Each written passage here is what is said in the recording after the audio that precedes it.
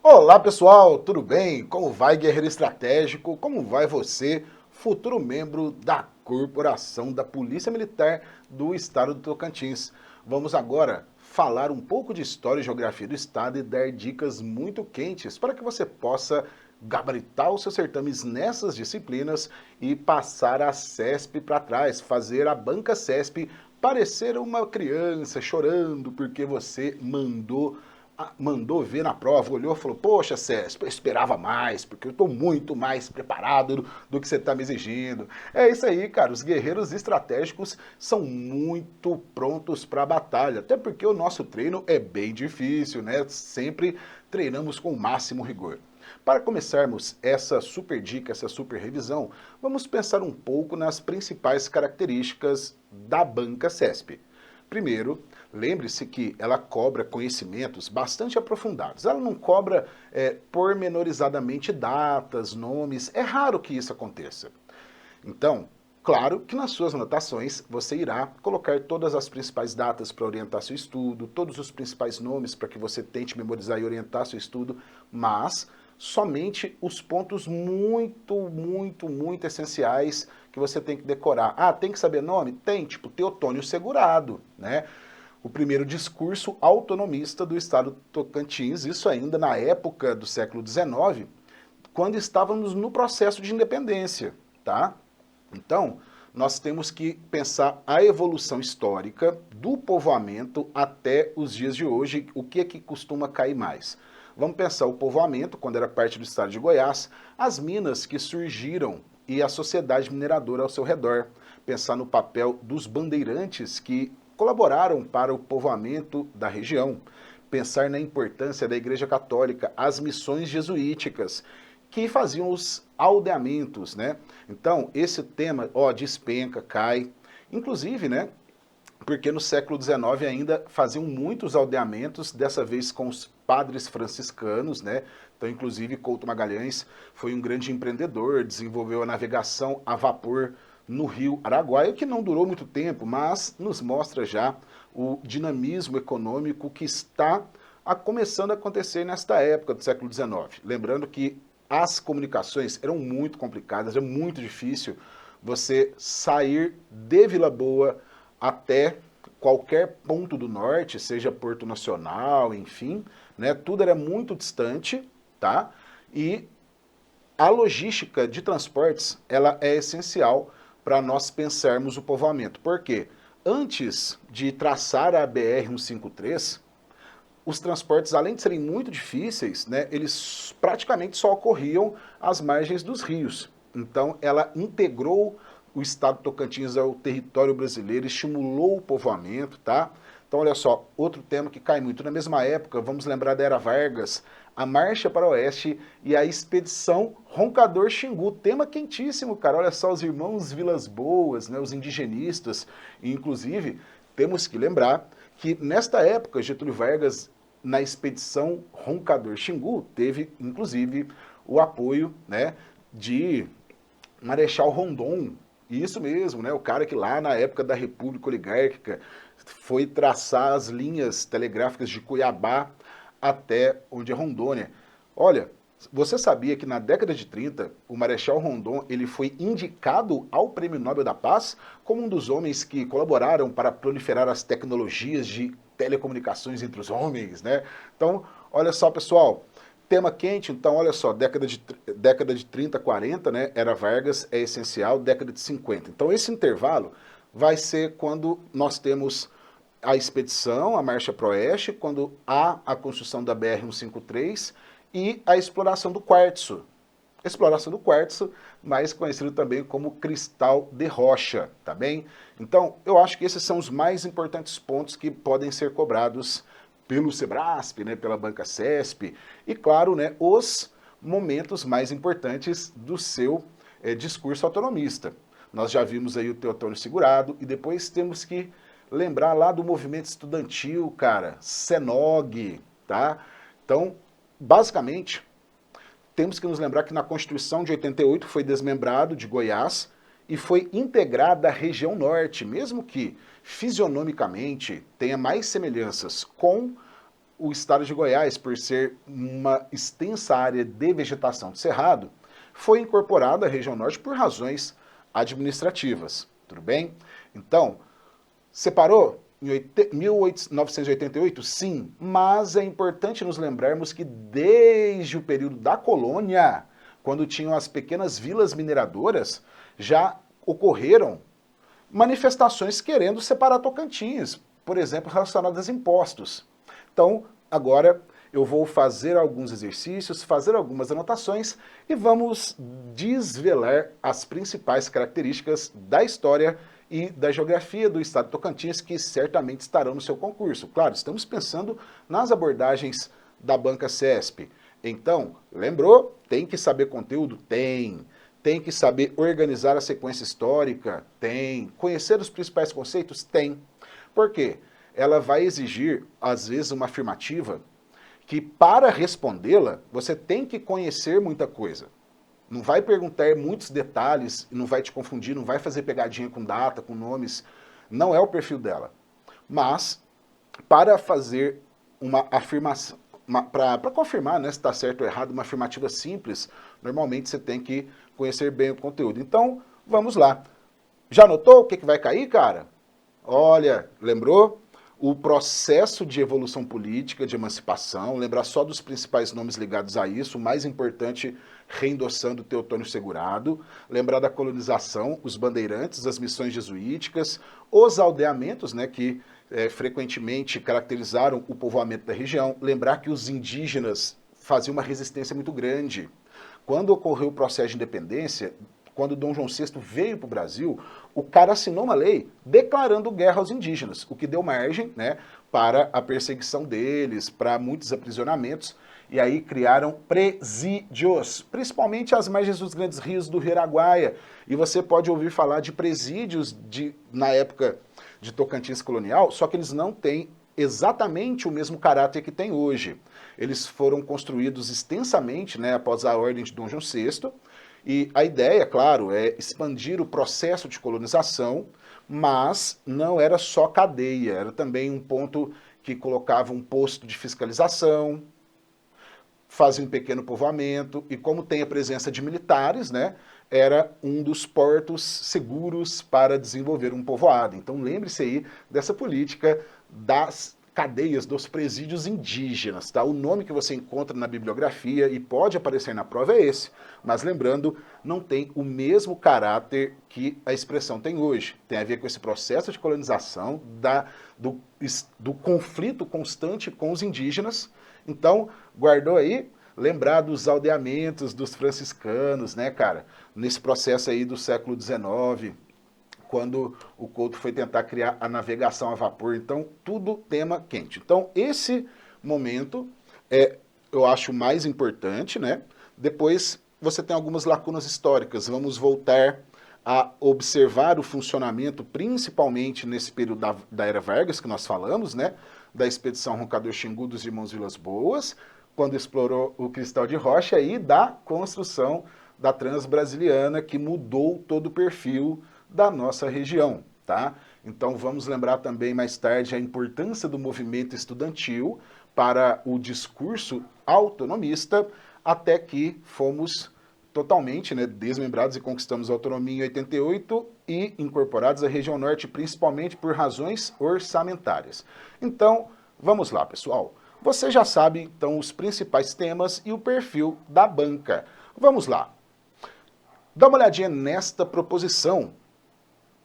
Temos um assunto muito quente aqui, que são as epidemias. Ué, mas eu não coloquei nada sobre, nessa pergunta, sobre a pandemia da Covid-19? Sabe por quê? Além de eu falar as principais abordagens nessa questãozinha para você e como que pode ser cobrada a Covid, não se esqueça, como todas as atenções estão direcionadas para o combate da pandemia da Covid-19, outras epidemias estão começando a dar sinais, como é o caso da dengue, né, que principalmente, poxa, Tocantins, né, com esse calorão, muita umidade, é um ambiente que a proliferação da dengue é muito fácil, né, tem as condições naturais que favorecem. Então nós podemos relacionar, Por exemplo, doenças tipo a dengue, tipo a leishmaniose, tipo a zika, né? E, inclusive, a pandemia, há questões sanitárias, tudo bem? Então, veja só, observando aqui a nossa questão, a capital de Tocantins, Palmas, né? Capital planejada, tá? Então lembra lá da Praça Central, Praça de Girassol, com os monumentos ao tenentismo. Tenentismo é aquele movimento dos jovens tenentes do Exército contra a República Oligárquica, né? Então você tem lá os monumentos ligados ao tenentismo, o 18 do Forte Copacabana, pessoalmente o que eu gosto mais. Então, olha só, vem registrando uma grande mortalidade de macacos atribuído a um ciclo do vírus da febre amarela. Como a população já foi imunizada, em sua maioria, esse ciclo não representa grandes riscos para os seres humanos, pode ser transmitida por mosquitos como a Aedes aegypti. Cara, é verdade, né? Esse mosquitinho parece que patenteou todas as pandemias, né? Então, olha só, vamos fazer a ligação do risco do aumento de epidemias de dengue e outras também que são diretamente ligadas ao saneamento básico.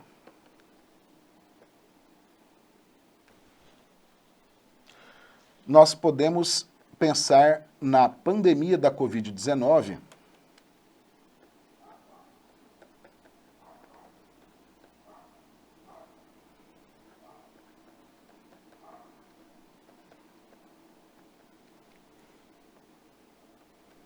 também ligada a questões de saneamento e questões sociais, pobreza. Por quê? A pandemia, ela apresentou índices mais graves nas áreas favelizadas. Só que vamos usar a expressão do IBGE. O IBGE não usa a expressão favela, usa a expressão aglomerados subnormais.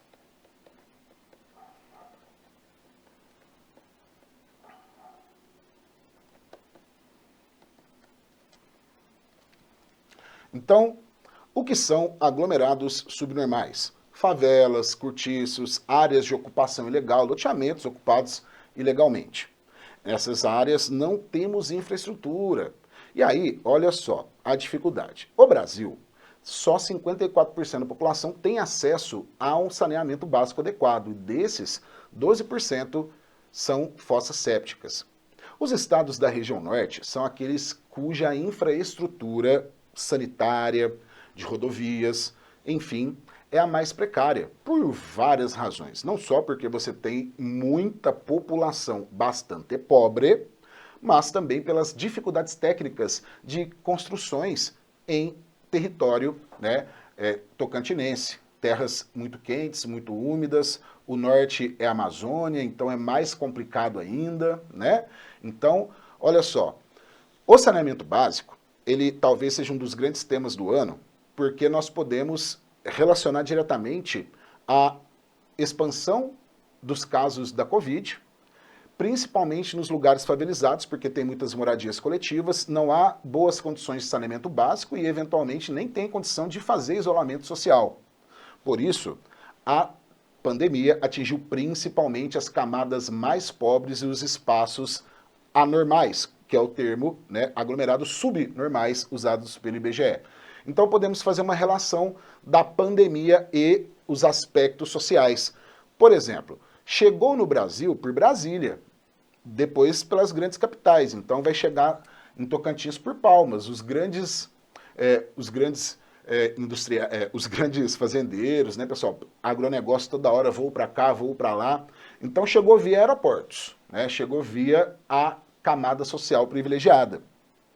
E a partir daí espalhou para os rincões, porque você tem as grotas, né? Você tem os lugares que são muito úmidos, muito pobres, e ali o negócio se espalhou muito rapidamente. A região norte apresenta os quadros mais complexos do combate à pandemia, tanto em razão dos quadros naturais, quanto da concentração de pobreza, quanto da carência de infraestrutura. Então você pode fazer todas essas ligações, que é muito quente, tá bem? Então, agora que você já relacionou os aspectos da pandemia com os aspectos sociais e do saneamento, uma dica de atualidades 2020, nós temos o novo marco do saneamento básico.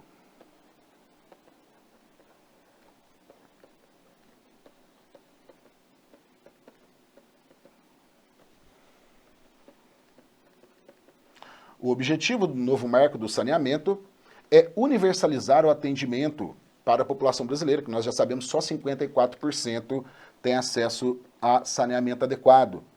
A meta é em 10 anos chegarmos a 99% de pessoas com água potável e 90% com tratamento do esgoto. Agora, o que é que você deve ficar atento? Esse novo marco do saneamento é compreendido como a privatização dos serviços de saneamento. Ah, será que é privatização da água? Não sei se chega a tanto, mas dá margem para essa discussão, é porque até hoje os municípios, eles somente fecham contrato com empresas públicas, né, municipais, estaduais, eventualmente.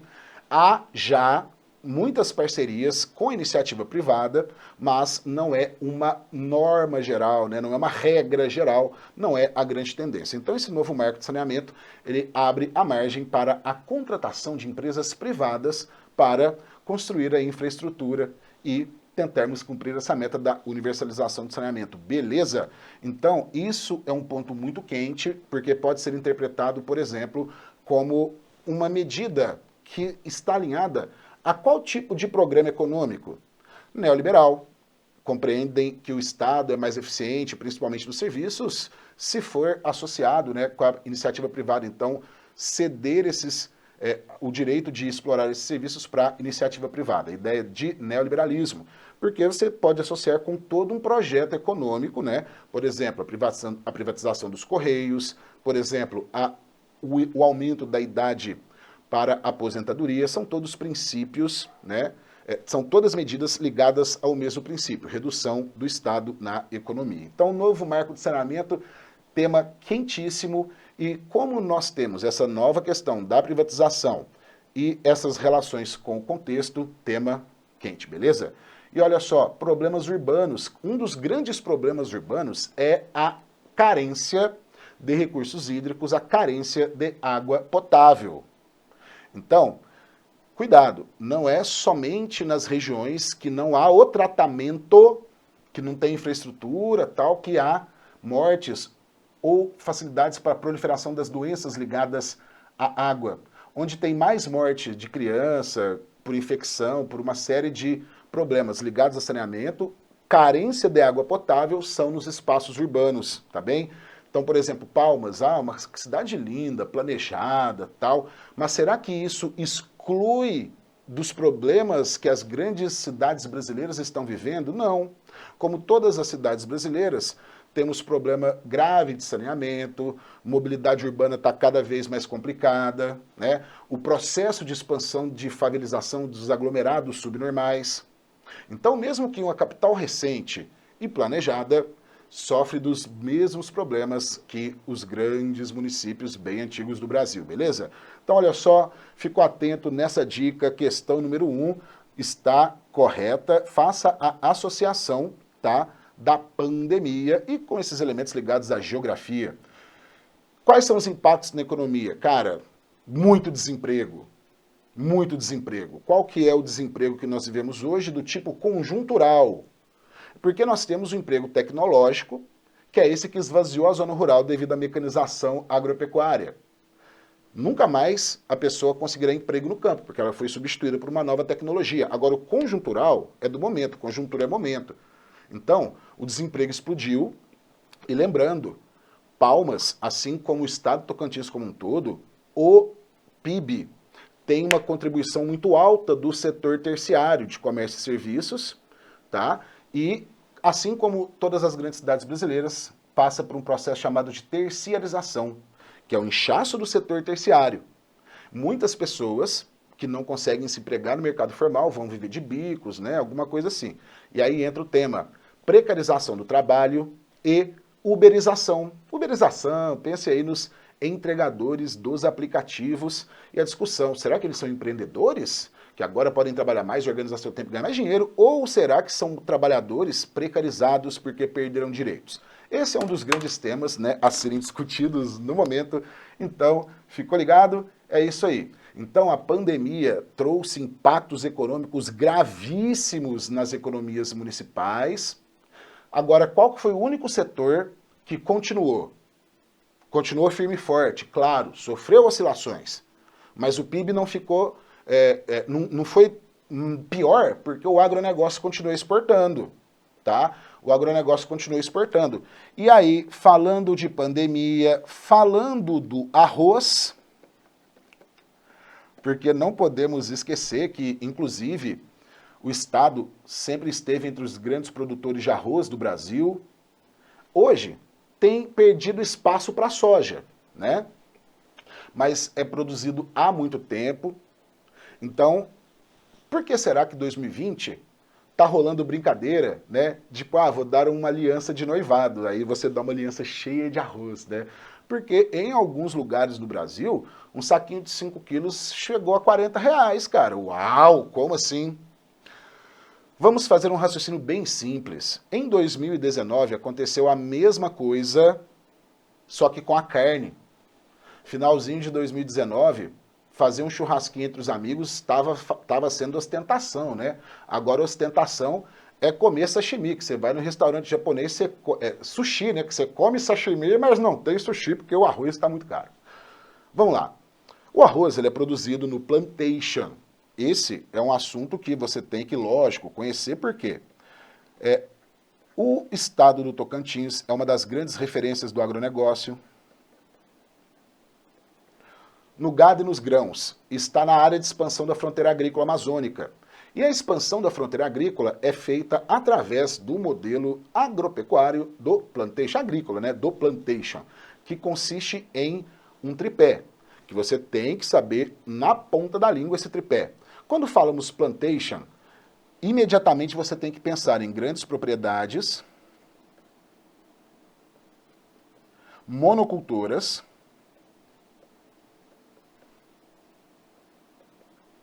com a produção voltada, sobretudo, para a exportação. Não significa que o plantation é exclusivo para exportação, mas como é uma produção em larga escala, é essencialmente para exportar. Isso é uma commodity, né? O que são commodities? Produtos de baixo valor agregado, tem que lembrar disso, tá bem? Então, olha só, o plantation de arroz, na maior parte, ele atende o mercado interno brasileiro. Só que o que aconteceu? Mais um ponto de atualidades aí que você tem que colocar. O que aconteceu com o dólar, alta do dólar? A pandemia da Covid-19 fez as bolsas de valores despencarem e colaborou para o aumento do dólar. E aí nós temos o quê? O produtor rural, ele pode vender no mercado nacional ou ele pode atender a demanda internacional. A produção continua, a produção foi feita. Só que, imagine que você é um grande produtor de arroz, você prefere vender no mercado interno com o real desvalorizado ou você prefere exportar em dólar e ganhar mais de 5 vezes?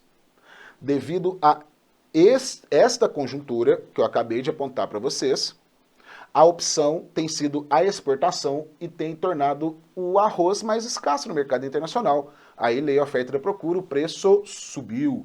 Beleza? Então, guardo isso, acho muito quente e, claro, se tiver na prova, você vai lá, dá aquele joinha, dá aquele depoimento e vamos lá, pessoal, mais uma perguntinha, tá? Olha só. Unidade da federação mais nova a ser criada, o estado do Tocantins se separou de Goiás com a Constituição de 1988. Nessa época, a capital Palmas ainda não estava estabelecida. Desse modo, a capital provisória foi Araguaína. E aí, cara, Araguaína foi a capital provisória? Não, está errada. Porque a capital provisória foi Miracema do Norte. Então guarde essa informação quentíssima e um baita diferencial na hora de fazermos uma questão. Então, proposição está errada. Capital provisória Miracema do Norte. Beleza? Então, olha aí, pessoal, mais uma. Agora, eu quero pensar com você a importância do principal elemento geográfico que deu nome ao estado. Vamos pensar no Rio Tocantins. Cara, Rio Tocantins, que é muito importante em termos estratégicos. Por quê? Por exemplo, né, permite a integração do Centro-Oeste com a região amazônica e também com a América Espanhola. Tem ligação... Ó, vamos pensar que nós estamos numa região de divisor de águas. É onde muitas bacias hidrográficas estão muito próximas, as nascentes estão muito próximas, os cursos estão muito próximos, mas os planaltos tocantinenses, tipicamente formados por grandes chapadas e chapadões, típicos também do clima tropical, separam essas bacias hidrográficas. Então, sempre foi, né, tanto o Rio Tocantins quanto o Rio Araguaia considerados muito estratégicos para a navegação, justamente por essa conexão, né, ligação do Centro-Oeste brasileiro com a nossa região amazônica e a possibilidade de contato com a Bacia Platina e, portanto, os países da América Espanhola. Então, na época da colônia, muito utilizado, claro, com todas as dificuldades de infraestrutura, tal, mas os fluxos humanos eram muito intensos. Então, vamos pensar agora no nosso Rio Tocantins, tudo bem? Vamos lá. Pessoal, julgue as proposições. A origem do nome Tocantins vem da língua tupi e significa bico de tucano. E aí, o que você acha? Exatamente, Tocantins vem do tupi-guarani e significa bico do tucano. Então a primeira proposição está correta. Vamos lá, pessoal. É o maior rio em território unicamente brasileiro? É o maior rio em território unicamente brasileiro? E aí, pessoal, o que você me diz? Proposição está errada. O Rio São Francisco é maior. Então vamos lá para a próxima proposição. Nasce no estado de Goiás e corre em direção ao norte. Poxa, e aí, tocantinense, o Rio Tocantins nasce em Tocantins? Não, cara. A nascente do Rio Tocantins está justamente no estado de Goiás. Então, a proposição está correta. Vamos lá, concurseiro. E a foz? Foz é onde o rio deságua. A foz do Rio Tocantins, ela é considerada muito estratégica, né? Porque a gente já sabe, liga o Centro-Oeste até a região amazônica, mas para onde que você vai?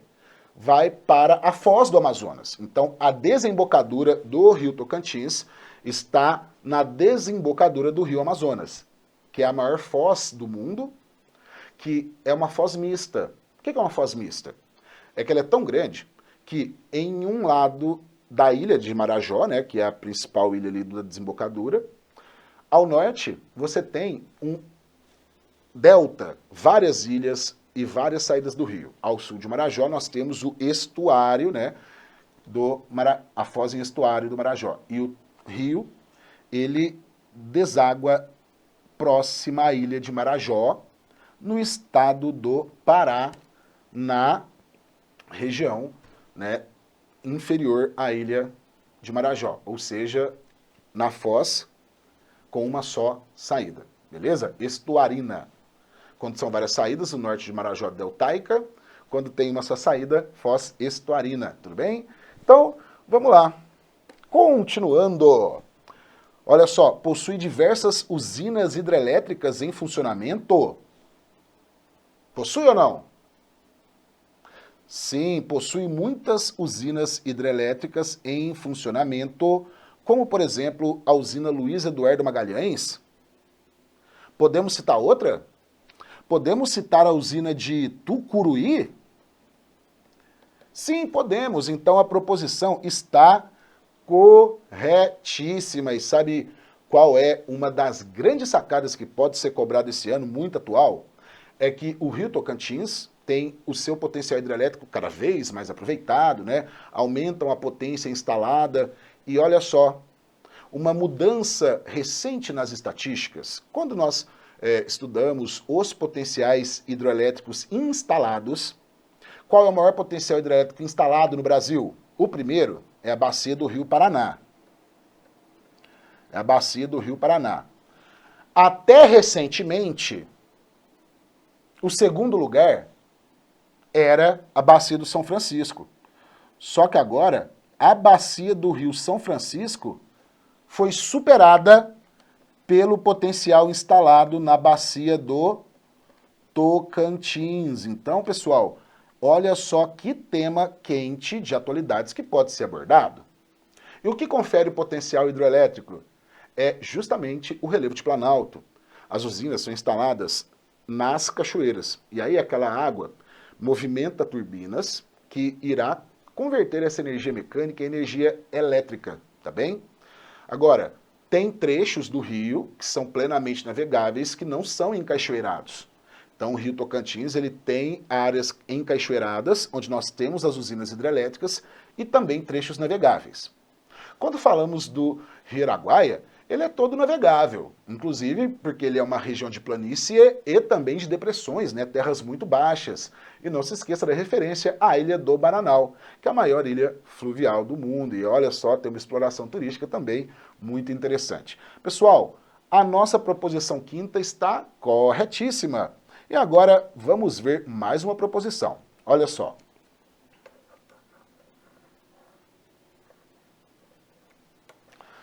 A navegação pelo Rio Tocantins, apesar de precária, era o principal meio de transporte da população ribeirinha, que mora às margens dos rios. Tanto que foi até 1960, quando foi construída a BR-153. O que você me diz? BR-153, Transbrasiliana, Belém-Brasília, né? Então vamos pensar aí no período do rodoviarismo. Começou tudo aí com Juscelino Kubitschek. A BR-153 mudou totalmente as características do estado. Na época ainda era Goiás, né? Mas o que ela fez? Começou a estimular o povoamento ao longo de sua rota, tá bem? Isso é quentíssimo. E daqui a pouco nós vamos falar um pouco mais da BR-153. Olha só, ela passou a direcionar o povoamento. Ou seja, ao falarmos da BR-153, estamos falando que ela é um eixo de desenvolvimento. Como assim? Antes da rodovia, onde surgiam povoados? Nas margens dos rios. Pequenas aldeias, às margens dos rios. E todo deslocamento era através deles. Então, a rodovia veio para mudar isso tudo. Agora, não são os rios que direcionam o povoamento. É a rodovia. Beleza? Inclusive, você pode fazer uma ligação. Os incêndios amazônicos, olha só, a maior parte dos incêndios, você pode fazer uma correlação que é a proximidade das rodovias. Você já sabe que elas mudaram o povoamento. E ali se estabeleceram grandes propriedades. E é onde temos a maior parte das queimadas. Então, não só a BR-153. Nós podemos pegar várias BRs amazônicas e é por elas que temos a maior concentração das queimadas. Então, a proposição número 6 está certa ou está errada? Está completamente correta. Beleza? Então, é isso aí, concurseiro. Vamos para mais uma proposição. Olha só, pessoal. Essa era a única errada, tá bem? Ele não é o maior rio brasileiro. Então, vamos lá. Sobre o espaço natural de Tocantins, julgue as proposições. O clima de Tocantins é do tipo AW. Já ouviu falar nisso, cara? Ué, eu já ouvi falar que o clima de Tocantins é do tipo tropical, principalmente típico. Bem o norte, na região amazônica, já é equatorial. Já é equatorial.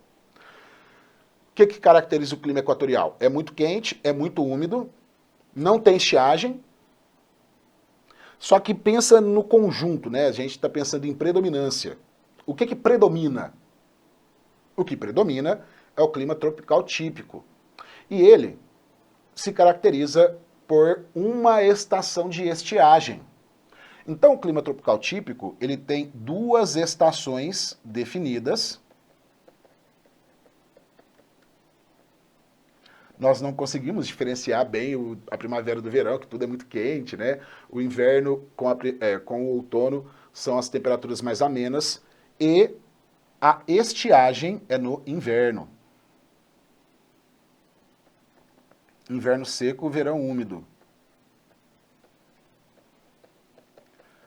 E quando nós falamos que o lugar tem clima tropical, com verão úmido e inverno seco, isso corresponde ao clima AW na classificação de Köppen. Ah, mas eu tenho que decorar os numerozinhos? Não, é só você lembrar dessa classificação. O máximo que pode acontecer é a banca CESP falar assim, de acordo com a classificação climática de Köppen, o clima é classificado como, se não for a W, tá errado, é só a W, tá bem? Por quê? O A significa tropical.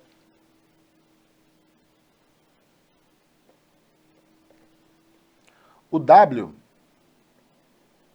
significa que temos uma estação seca, beleza? E o relevo e a vegetação serão diretamente influenciados por essa característica. Olha só, a maior parte da superfície é formada por rochas muito complexas, então você tem rochas cristalinas. No entanto, a maior parte delas são sedimentares. São os dois tipos principais de rocha. As cristalinas são mais duras, são difíceis de serem esculpidas. Quando tem planaltos cristalinos, normalmente eles são arredondados ou agulhados, igual os do Rio de Janeiro. Agora, o que predomina e o que vai cair no seu concurso é que no estado do Tocantins nós temos chapadas e chapadões. Chapadas, chapadões, canyons, que se formam nos planaltos sedimentares, tudo bem? Aqui na imagem você pode ver um dos monumentos naturais, né, de Serra Negra, lá na Cidade das Almas, e você pode observar o extrato sedimentar. Qual que é a primeira característica que nós observamos numa formação sedimentar? É a formação em camadas. Claro que para uma precisa avaliação geológica, não dá para fazer visualmente, só no laboratório mesmo, né? Mas, de forma simples, didática, para você poder guardar que o relevo é formado por planaltos sedimentares, sobretudo chapadas, guarda isso, tá bem? E aí, o que é que forma o planalto? Um planalto é uma forma de relevo mais erodida do que sedimentada, que sofreu mais desgaste da natureza do que deposição. Veja só. Segunda proposição. O estado Tocantins constitui-se de diversas formas aplainadas devido à dureza das rochas que persistem aos processos erosivos. Ai, ai, ai. O que você me diz? Eu falei para vocês que existem as amostras rochosas cristalinas. Só que como elas não são a maioria, não são as predominantes, não se preocupe com elas para o seu concurso. O CESP, a banca CESP, ela sempre prefere, né, cobrar aspectos gerais. Você tem que conhecer várias informações. No entanto, a sua proposição será sobretudo geral. E nós já sabemos que são terrenos sedimentares formando relevos de chapadas e chapadões. Chapadas e chapadões, olha só. Uma definição fácil. Chapadas são planaltos sedimentares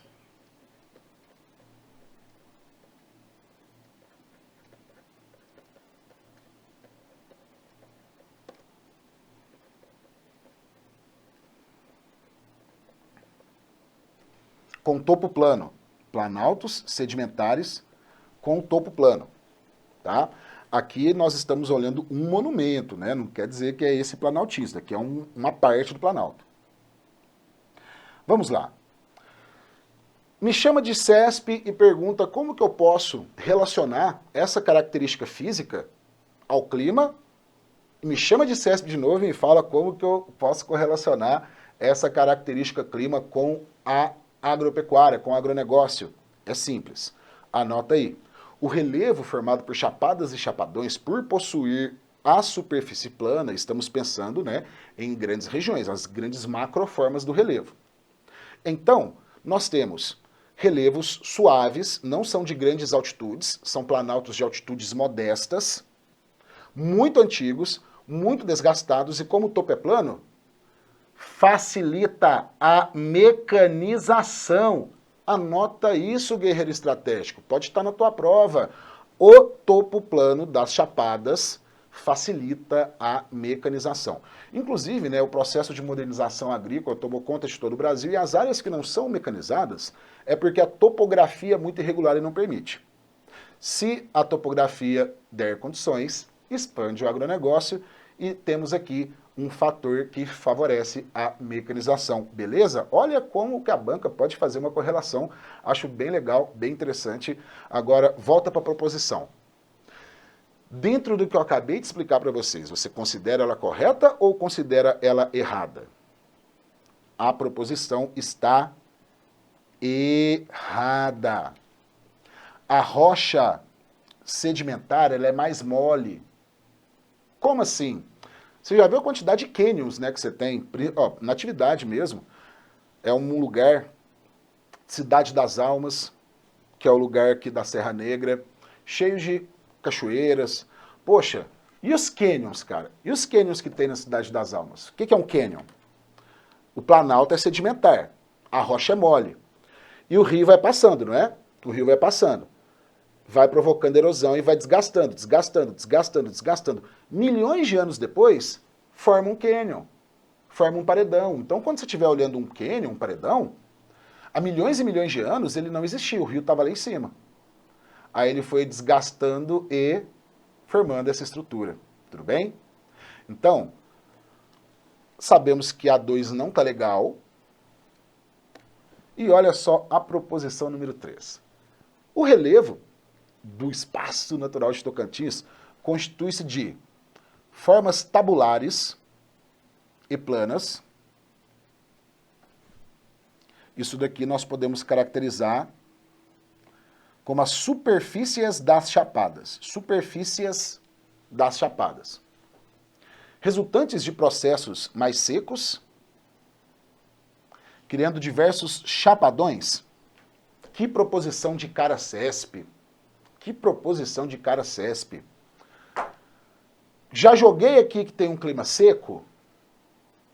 Aí você que não conhece direito o estado, suponhamos que você está em outro estado, outra região e quer prestar Tocantins, não conhece.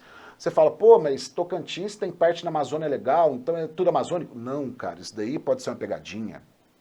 Parte do Tocantins está na Amazônia legal, ele está na região norte, mas o relevo é de chapadas e a vegetação, em sua maioria, é de cerrado. Tá? E aí, como que nós podemos fazer as pontes? Primeiro, a vegetação é cerrado. Onde dá cerrado? Lugares tropicais. Lugares que tem estação seca. Porque se choveu o ano inteiro, é floresta amazônica. Ou, claro, outro bioma, né? Estamos fazendo uma generalização bem básica aqui. Então, a vegetação do cerrado, ela se desenvolve em climas de vegetação de um clima seco e um clima úmido. Então, nós podemos falar que entre as características do cerrado é uma formação tropófila. Credo, o que é isso? Anote que o cerrado ele é adaptado às variações de tempo seco, tempo quente, estação seca, estação quente, estação seca e estação úmida. Então, como é que chama isso? Essa característica? Vegetação tropófila. O cerrado tem muitas variações de fisionomia. Pode ser tanto ralinho, a gente chama de campo sujo, pode ser o cerrado típico, pode ser o cerradão, que tem mais em Tocantins, é o cerradão, que são as árvores de maior porte. Chega aí até 15 metros. Claro, não dá para comparar com uma árvore amazônica, que chega até 60, mas as árvores do cerrado são de pequeno porte. Vamos pensar no cerrado típico, que é mais fácil, né? Que tem árvores de casca grossa, tronco retorcido, e são chamadas de florestas de cabeça para baixo. porque as raízes são muito profundas para poderem captar água, especialmente na seca. Essa característica de raízes profundas chama-se xeromorfismo. Então, o cerrado é xeromórfico.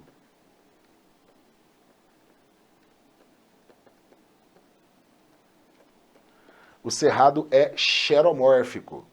Raízes profundas para captar água do subsolo, beleza? Ah, mas tá muito fácil, professor. Tá fácil demais. Vamos complicar mais? Você já viu que cerrado pega fogo muito fácil. É uma das causas que, em Tocantins, o fogo espalha muito mais rapidamente, né, do que no Pará.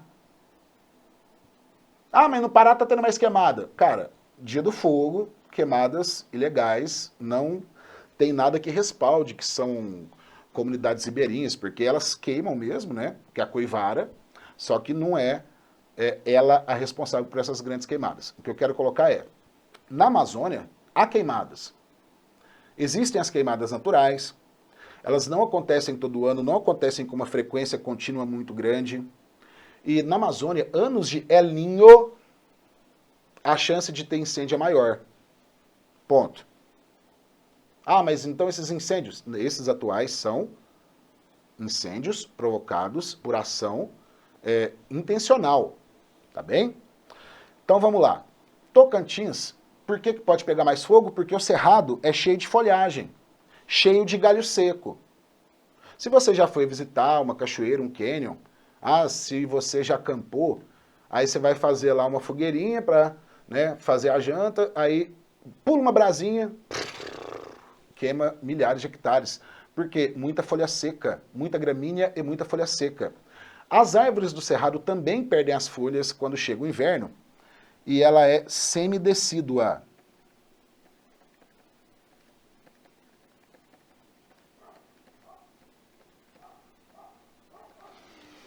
O que é decídua? A mesma coisa que caduca. Ô professor, você não ajuda. A mesma coisa que caduce folha. Pô, tá de sacanagem. A mesma coisa de falarmos que as folhas, as árvores perdem as folhas durante o período da seca, são semidecíduas. Então esse é um fator que colabora para a expansão do fogo. E diferente da Amazônia, o cerrado tem queimadas naturais que são parte do próprio biociclo do domínio. As queimadas atuais não devem ser confundidas com os biociclos naturais. São queimadas intencionais. Fechou isso daqui? Cerrado só dá em clima tropical como estação seca.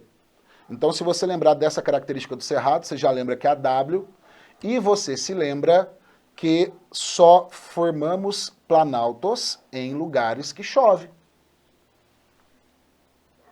Porque, olha a definição. Planalto é a forma de relevo em que a erosão,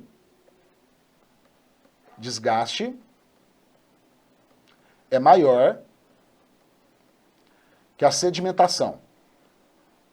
É importante saber disso? É, porque pode se perguntar o que é um planalto, pode perguntar o que é uma chapada. Aí se fala que as chapadas são processos de desgaste, são relevos antigos. Está correto. O planalto, ele não é um plano, ele tem a superfície plana. Planaltos tabulares é isso, ó, formato de mesa. Vamos fechar o raciocínio. Planalto é a forma de relevo que a erosão é maior que a sedimentação, então são áreas antigas e desgastadas. Cadê a pegadinha dessa proposição? Todo o clima tropical vai provocar erosão pela chuva e pelos rios. O processo que predomina em Tocantins é o processo erosivo. Por isso, o predomínio de chapadas. Por isso, relevo muito antigo. Ponto. E só através do desgaste, você sabe. Mas tem problema ser 6 meses chuvoso e 6 meses secos? Não. Aqui está a pegadinha. Pensa que nós estamos falando da Amazônia, que tem pequenos planaltos cristalinos. Lá na Amazônia são pequenos planaltos não sedimentares, cristalinos, que é onde construíram a usina de Xingu, né? Lá em Rondônia, onde criaram no trecho encachoeirado do Rio Madeira, Giral e Santo Antônio, tá? Só que não é todo rio que é de planalto. Pensa no Rio Araguaia. Ele é um rio de sedimentação. Ele é uma planície e uma depressão. Então pensa no Rio Araguaia. Planície e depressão do Rio Araguaia. Depressão porque ele é muito antigo e já desgastou demais. Igual erosão, forma o planalto, forma também a depressão. Só que qual que é o processo predominante lá no Rio Araguaia? Sedimentação. Porque sedimentação, imagina o rio vai trazendo sedimentos pela água, elas vão se depositando no fundo e aplana. Milhares de anos depois o lugar ficou aplanado, formou uma planície, porque sedimentou. Beleza? Para formar uma planície, como eu disse, faz diferença se o lugar é muito chuvoso ou muito úmido? Não tanta. Pode formar planície em qualquer um dos dois lugares, desde que tenha sedimentação. Planaltos, você forma também em qualquer lugar. É que se o lugar chover demais, seus planaltos vão ser menores, tendem até se formar muito baixos, que é o caso dos planaltos do norte de Tocantins. Como a maior parte tem uma estação seca, você forma os planaltos tabulares que estão aqui. Então, essa afirmação, ela está correta. Este processo mais seco é só para confundir a sua cabeça. Por quê? É uma forma tabular e plana. Quando você vir numa questão forma tabular e plana, é esse desenho aqui, ó. É uma chapada com planalto sedimentar com topo plano. Formada por erosão. Erosão porque o clima é tropical, chove e tem muitos rios. Só que aqui, esse processo mais seco vai deixar o cara em dúvida.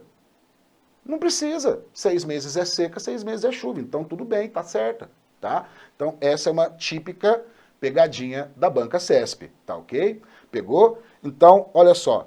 Dessas proposições, só 2 mesmo que estava errada. Olha só. Guardou? Quente, né? Dica muito quente mesmo. Agora, para fechar a dica, qual que é o processo necessário para a agricultura? Calagem. Que consiste em jogar cal para corrigir a acidez. Por quê? É porque o solo do cerrado é ácido. E o solo com alta acidez perde fertilidade, produtividade. Então, ele deve ser corrigido pela calagem, tranquilo? Então, olha aí, pessoal, vamos para mais observações e proposições. Vamos falar agora, rapidamente, dos povos indígenas. Olha, você sabia que Tocantins é um dos estados com maior diversidade de povos indígenas do país?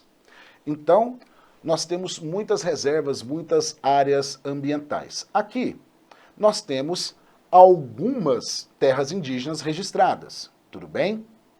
E o que eu quero que você guarde sobre o tópico? Sempre existiram muitos conflitos com os indígenas desde o começo do povoamento. Isso desde os primeiros anos da mineração. Conflitos com os indígenas. Isso dificultou a colonização, dificultou o povoamento. Por exemplo, sair de Vila Boa de Goiás até para a Comarca do Norte, você podia ser atacado por indígenas, isso até o século XIX. Então, na época da colônia, você vai lembrar de qual relação dos indígenas. Primeiro, os bandeirantes, eles caçavam ouro e escravizavam indígenas. As bandeiras de prospecção procuravam minas de ouro, que foram encontradas fartamente, principalmente nos aluviões. Como assim? As margens dos rios, que aí você encontra cascalho, e esses cascalhos você encontra as pepitas. Então os bandeirantes, eles realizavam expedições, algumas eram chamadas monções, quando as expedições são quando são fluviais. Os monções bandeirantes, os caras empreendem para o interior do Brasil via fluvial. Claro que não dava para percorrer tudo por barco. Aí você tem, por exemplo, os pontos que você tem que descer do rio, atravessar até chegar no outro, tá? Esse era um trajeto chamado viradouro, que é quando você está saindo de uma monção para outra, né, de um rio para o outro. Aí os viradouros. Falou de indígenas, você vai lembrar também dos padres jesuítas, que criavam os colégios jesuíticos, os aldeamentos. E agora, olha só que interessante, pode ser chamado aldeamento e pode ser chamado redução. É tudo sinônimo, tá? E os jesuítas, eles faziam expedições para aldear. Desciam os rios e voltavam aldeando as pessoas, reduzindo-os a civilização e as diversas tribos a um só lugar. Daí que vem o termo redução. Eram feitas expedições chamadas de descidas, que eram os locais mesmo, né, capturar os indígenas para escravizar, ou os jesuítas para colocar nas missões. As descidas, eu já vi questão falar que é só de jesuíta, não, mas era um pouco mais complicado, tá? Predominantemente descidas, numa questão de concurso, você pode associar os jesuítas. Mas, se tiver lá falando que os colonos vão, não tem problema, tá? Não tem problema. O nome é principalmente associado aos jesuítas, mas pode ser também das expedições dos povoamentos que vão tentar capturar os indígenas. Então, lembra aí, monções, descidas e os viradouros, quando você sai de um rio para o outro, beleza? Olha só, no século XIX, quando estava no processo de independência do Brasil, Dom João VI veio para cá e declarou guerra. Isso mesmo, declarou guerra aos indígenas. Então você pode colocar aí dois momentos importantes que podemos encontrar sobre os indígenas. Olha só, bandeirantes jesuítas, você já viu. Você tem uma série de tribos que nós já vamos ver, né? Por exemplo, Xerente, Croás. Olha só, já vamos descrever. Na presença da família real, Dom João VI declarou guerra aos índios. E dá treta? Dá, por quê? Eu quero que você faça uma comparação, tá? Antes disso, vamos analisar uma questãozinha da proposição.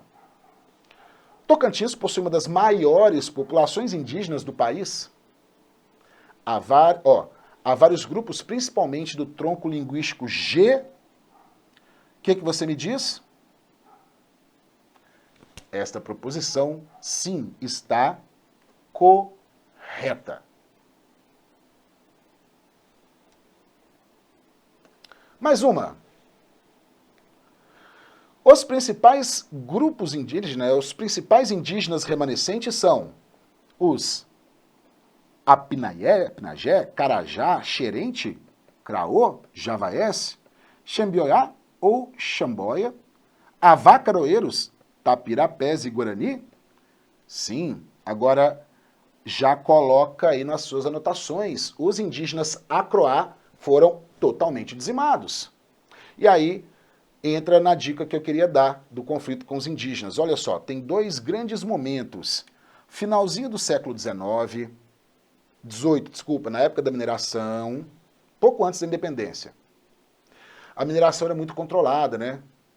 Tanto que Tocantins era vigiado todos os cantinhos. Eles proibiram a navegação no Tocantins por um tempo, proibiram a navegação no Araguaia, porque eles achavam que os caras fugiam com o ouro, né? Ia para o Maranhão, ia para a Bahia, então eram áreas de contrabando. Então os caras falaram, opa, proibida a navegação, para controlar a colonização europeia. E aí, no século XVIII, você tem o Marquês de Pombal, que veio para o Brasil enviado pelo rei de Portugal. Ele não veio, né? Ele é primeiro-ministro, administrava o Brasil. E o Marquês de Pombal, ele foi muito importante, cara. Olha só, ele foi o cara que fez o Tratado de Madrid, que criou as atuais fronteiras brasileiras. Ele estimulou o cultivo de arroz. Ele estimulou a introdução do gado vacum. Ele estimulou a produção de óleos, ceras. Por exemplo, subprodutos, cera de gordura de tartaruga. Então o Pombal ele estimulou inclusive manufaturas. Agora, vamos lá. O Marquês de Pombal, ele criou uma lei chamada Diretório dos Índios.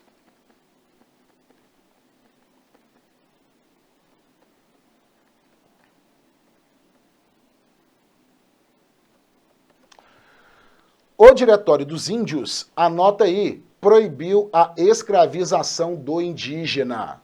O Diretório dos Índios, de 1777, proibiu a escravização dos indígenas. Aí pode vir uma dúvida. Pombal, ele é considerado um déspota esclarecido. Ele é um cara que tem um cargo, né, absolutista, poderoso, só que mesmo sendo um governante absolutista, ele é influenciado pelas ideias iluministas da Revolução Francesa, liberdade, igualdade, fraternidade. Aí imagina uma pegadinha. O Pombal, que era um déspota esclarecido, que era um iluminismo, sendo coerente com os princípios da liberdade do iluminismo, ele acabou com a escravização dos indígenas. Poxa, não dá uma baita uma confusão? Errado. Muito errado. Totalmente errado. Tá? Porque o Pombal, ele proibiu a escravização dos indígenas para obrigar os colonos a comprarem escravizados africanos. Beleza? Não é por razões humanas. Não, cara, ó, não é para escravizar o indígena. Ah, por quê? Porque você tem que comprar o meu escravo escravizado, africano, tá? Então, Diretório dos Índios proibiu a escravização dos indígenas.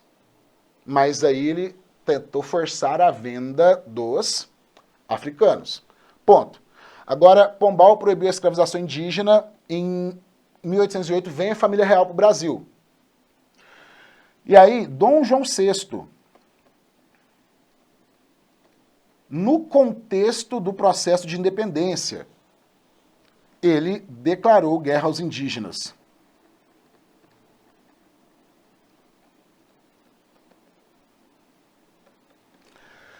Declarou guerra aos indígenas e criou a política dos presídios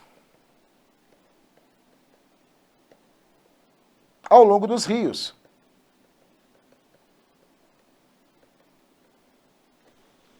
Beleza? Naquela época, desde a nossa introdução, já falei que o significado era diferente, né? Era povoamento, um ponto de segurança, porque tem ali presença de militares, enfim. Então, guardou os presídios indígenas, que pode ser abordado, né? Porque é um significado diferente. Olha só, nesta época, você tem o Couto Magalhães, que tentou a navegação fluvial no Jaraguaia, né? Teve até uma empresa de vapor que não durou muito tempo, mas você tem aí, né, os rompantes do empreendedorismo, e ele se propôs a civilizar os indígenas e aldeou, junto com franciscanos, vários deles. Tá? Então, no século XIX, aí já não é jesuíta, aí é padres franciscanos. Continuaram com esses aldeamentos, beleza? É isso aí. Cara, hoje nós temos as terras indígenas, que de acordo com a Constituição devem ser demarcadas e administradas pela União, e é de usufruto exclusivo do indígena. E temos uma das grandes polêmicas das atualidades, e claro que isso pode ser cobrado na sua prova. De que maneira? Porque nós temos tanto conflito com os indígenas hoje. Você vai colocar aí que os conflitos aumentaram hoje devido à expansão da fronteira agrícola.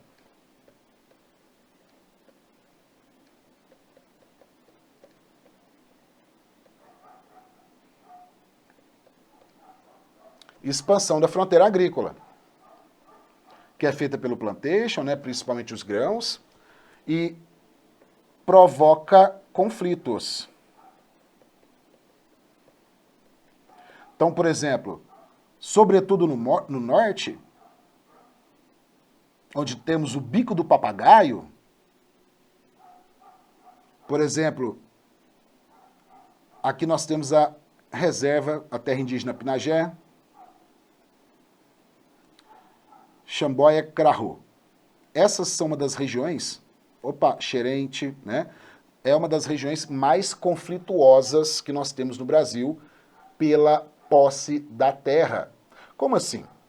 Os conflitos ocorrem com os grileiros de terra, né, os caras que expandem ilegalmente sua terra, garimpeiros, né? E basicamente quais são os conflitos? Com as terras indígenas, ó. Então vamos colocar aqui. Quais são os conflitos? De um lado, você tem as terras indígenas, a população de ribeirinhos, comunidades tradicionais, e também uma coisa que está sendo cada vez mais cobrada nos concursos, quilombolas.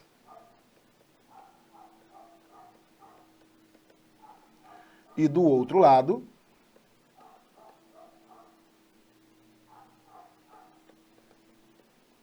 principalmente, grileiros. Beleza, pessoal?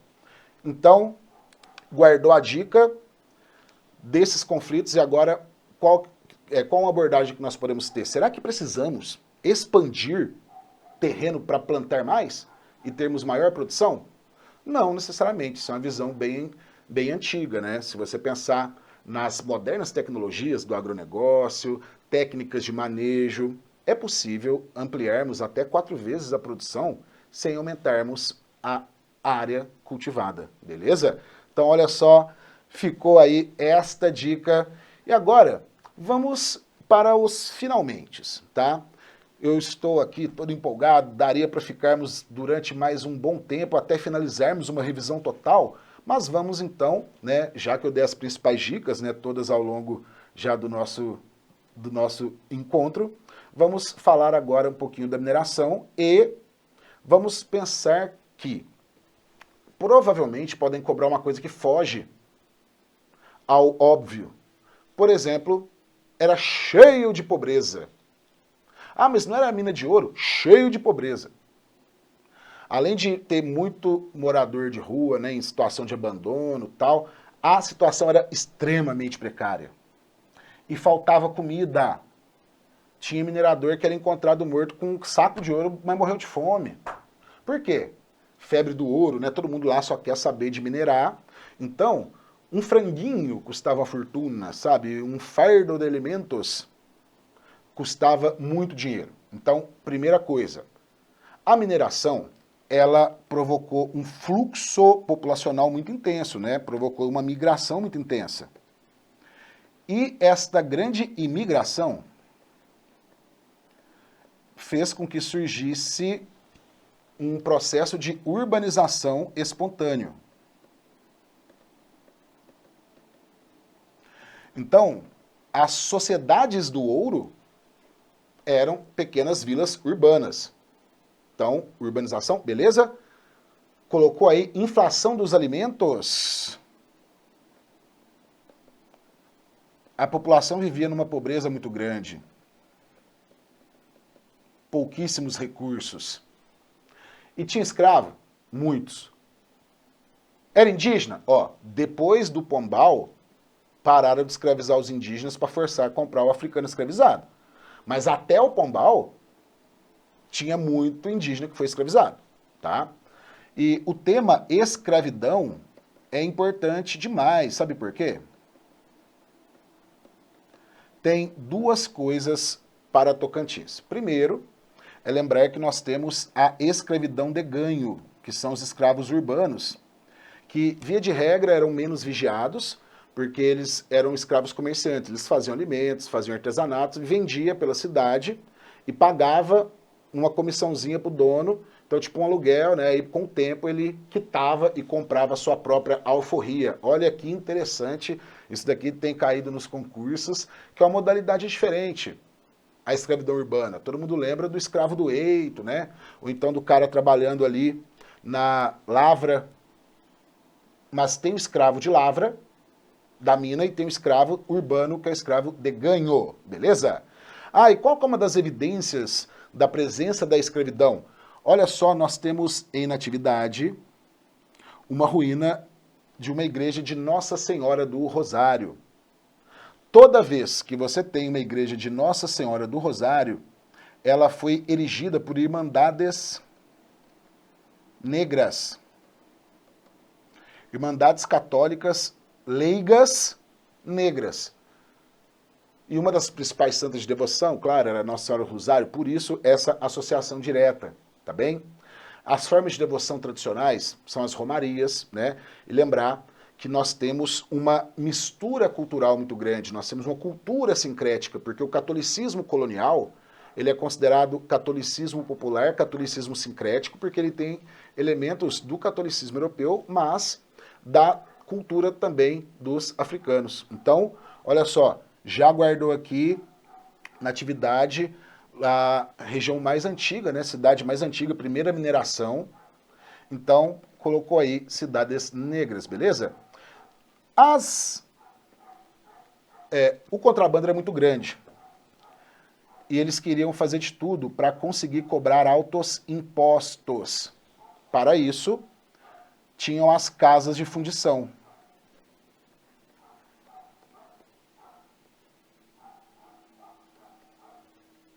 Eles derretiam o ouro, faziam uma barra, colocavam a coroa e falavam, esse ouro já foi tributado, pode usar. E proibiram o uso do ouro em pó. Então o contrabando rolava solto. Como o contrabando rolava solto, eles proibiram a navegação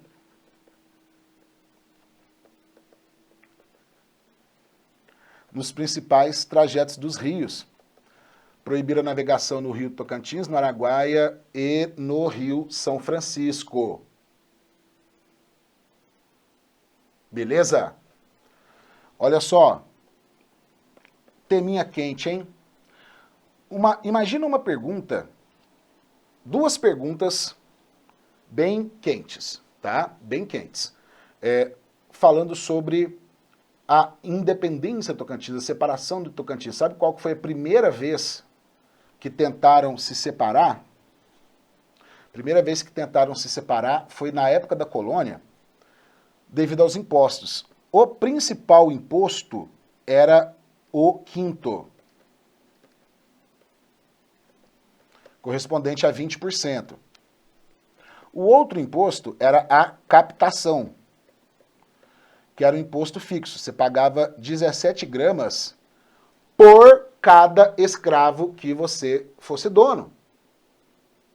E aí, os colonos insatisfeitos com as altas cobranças de impostos, provisoriamente, durante um período, nas minas de Goiás, na época era tudo Goiás, né, foi suspenso o quinto e ficou a captação.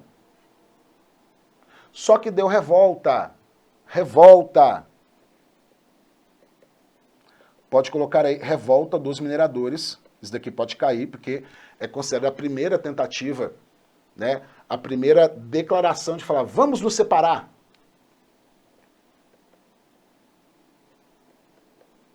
Mineirá, colocar aqui do ladinho, Dores. Revolta dos mineradores contra a captação. Agora, uai, os caras tiraram o quinto e começaram a cobrar a captação. Por que eles ficaram revoltados? Porque o argumento era, o norte é mais tributado do que o sul. Por quê? As minas de ouro do sul eram mais abundantes. Então, um escravo pagava 17 gramas de ouro por ele em qualquer lugar. Então, nas minas do sul, que saía muito mais ouro, saía muito mais barato. Um escravo minerava várias gramas de ouro no ano. Tipo, vamos colocar valores hipotéticos, tá? O cara minerou meio quilo de ouro no ano. Pagou 17 gramas. Bom. Aí as minas antigas, né, tipo do norte, Natividade, por exemplo, o cara minera 200 gramas. Menos da metade. E vai pagar 17 gramas igual.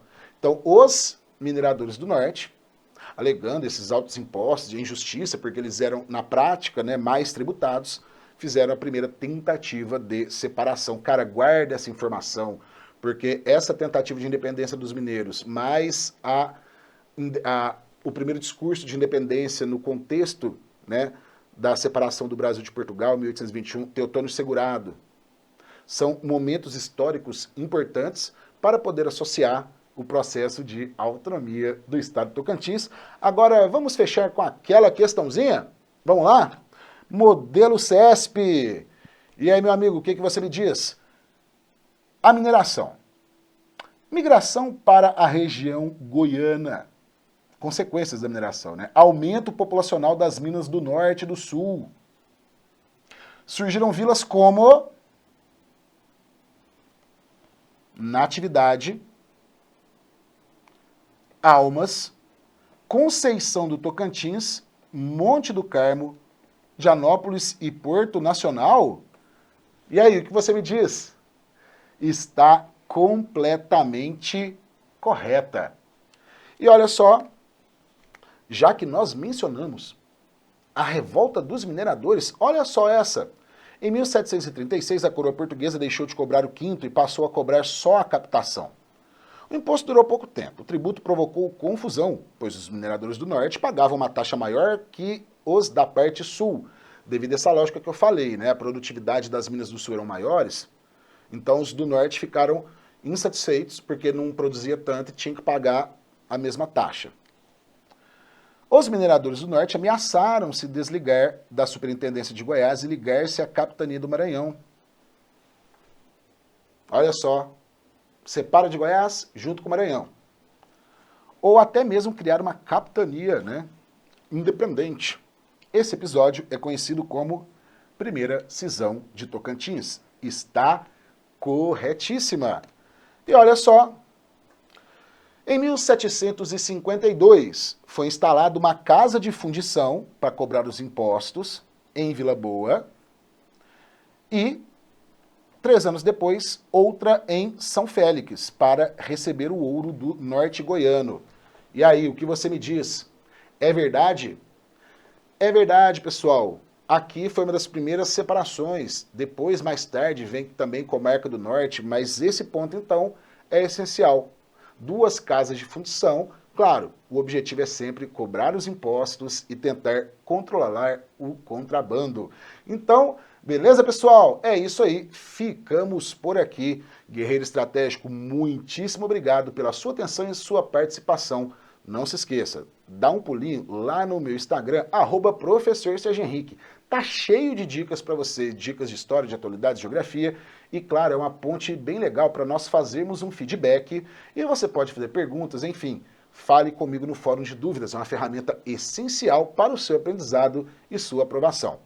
Então, mais uma vez, muito obrigado, um grande abraço, bons estudos e foco no sucesso!